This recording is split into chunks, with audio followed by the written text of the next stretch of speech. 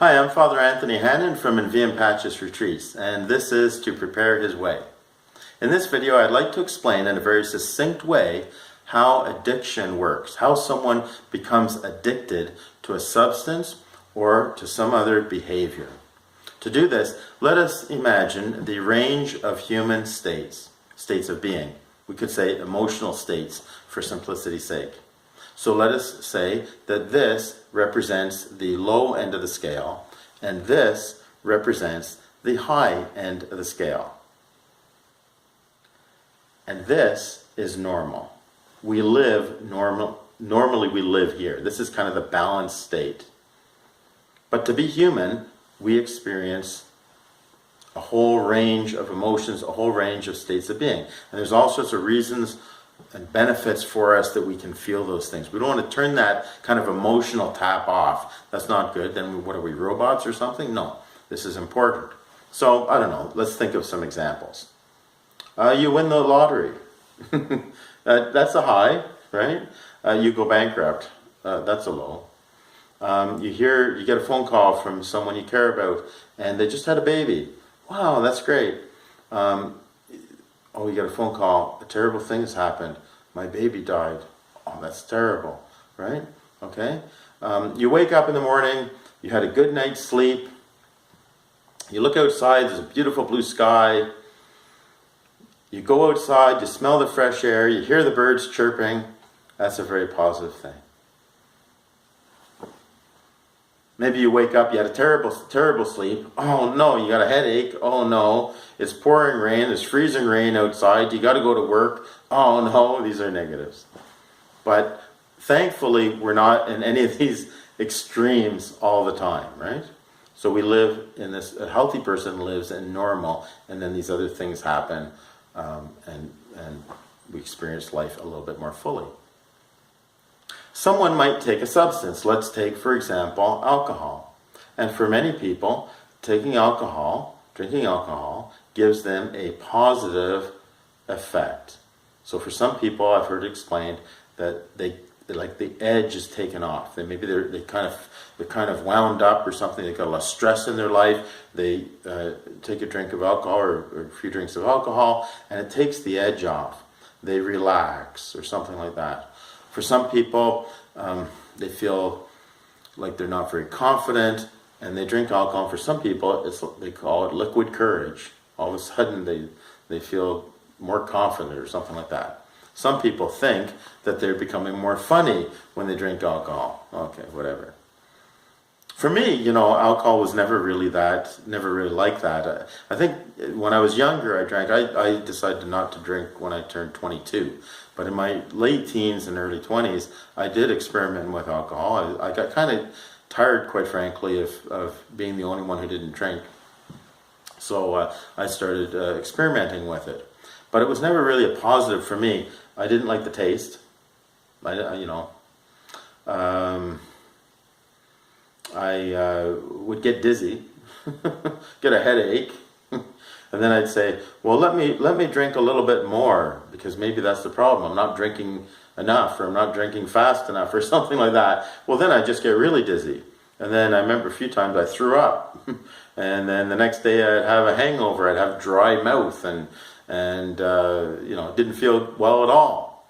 So these are negatives.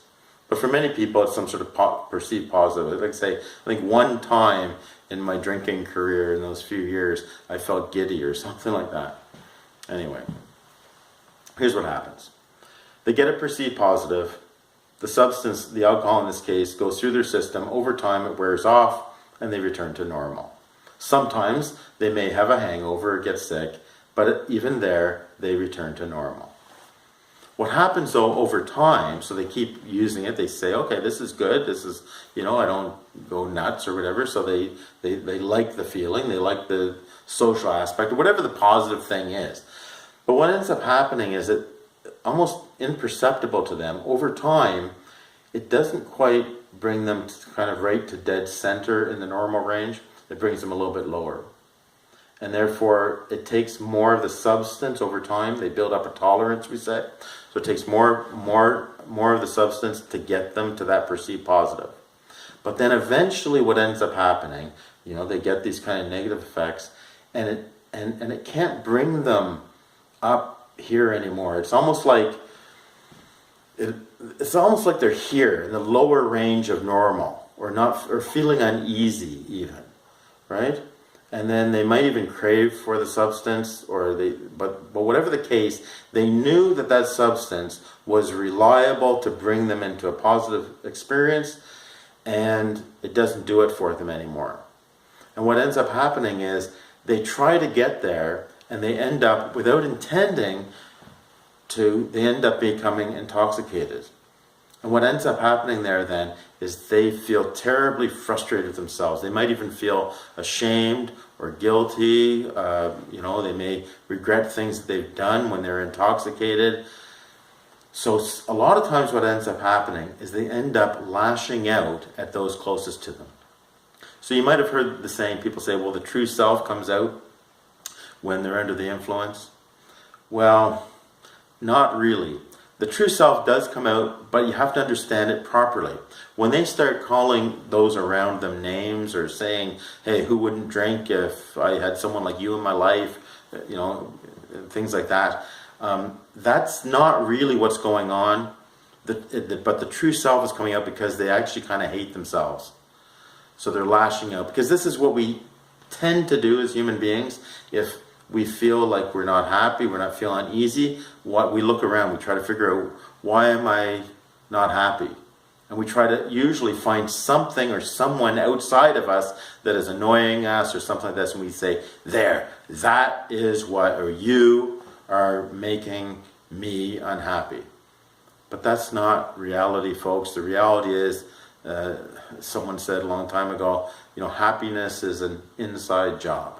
It has nothing to do with really, ultimately, with what is outside of us. It's what's inside of us. So there you go. That's how addictions work. And different substances work differently on different, for people, right? On different people. But there's certain properties, like things like heroin, opioids, and stuff like this. I have no idea what the perceived positive is for people, but my understanding is that they crash really quick. So with alcohol addiction, in many cases it might take years or decades before someone gets to that stage where they're, they kind of need the substance, at least physiologically, but and they're getting in this kind of cycle that I explained. But with something like heroin, they crash really quick, and then they don't kind of rebound. So they're in physical pain, emotional pain, until they use the substance, which again doesn't bring them a perceived high, and it just brings them up into kind of coping level. So this is why, many of these drugs, in many countries, they are illegal. I think they should be illegal, just to discourage people from using it, to send out the message that they are dangerous. In Canada here, they just made cannabis legal. And my opinion, that's a terrible, terrible mistake on all sorts of levels. But the main thing is it's a hallucinogenic drug. Many people do become addicted to it, contrary to, again, kind of popular myth that it's not addictive. No, it's very addictive. You won't find a reputable treatment center anywhere who would say that it's okay to use cannabis, that it's not addictive. And Anyway, these things, they get people addicted, and they get the hook in them a lot stronger, okay? You have other things, of course, that are legal, like caffeine and nicotine. And again, I would say for those of you who are caffeine drinkers and who are nicotine users, that, again, it's probably not really a high. I mean, I don't know. I'm not really into those things. I do drink colas that have caffeine in them, but it seems like people with coffee, they seem to get headaches if they don't have it, and things like this. So I think what ends up happening is you've got this kind of negative state, and then you drink your coffee or you smoke your cigarette or whatever, and it kind of makes you kind of functional in the normal range. Anyway, leave your comments if you're addicted to those things, or if you have been addicted to those things. You can leave your comments and share your experiences, please. But we can also be addicted, I'm going to put that in quotation marks, to things that are not substances. And in this case, I'll say things like YouTube videos. And don't get me wrong, I want you to watch these videos. They're not intrinsically evil or something like that. None of these, it's not, the internet is not intrinsically evil, okay? Even though there's bad things on it and there's very good things on it. But when we're on front of our computer screen, we're not necessarily aware of it, but all the lights and everything coming out, this is stimulating our brain. And then we hear sounds, and the same thing can happen with music or the radio. Maybe you get in the car and immediately you turn on the radio.